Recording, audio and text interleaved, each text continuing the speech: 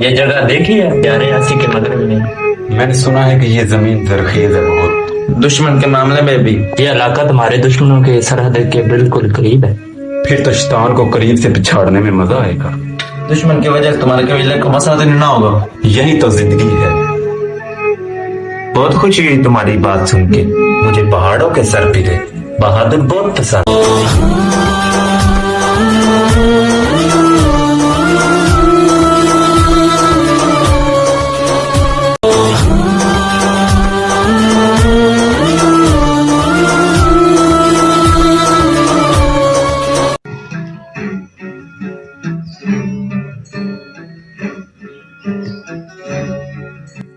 आजो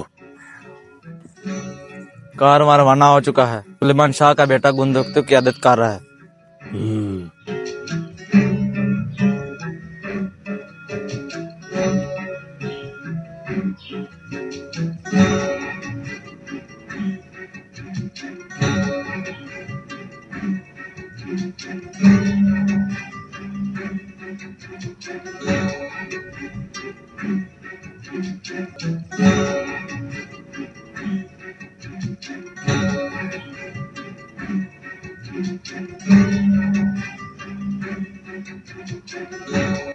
आजो मेरी बुलबुल आजो।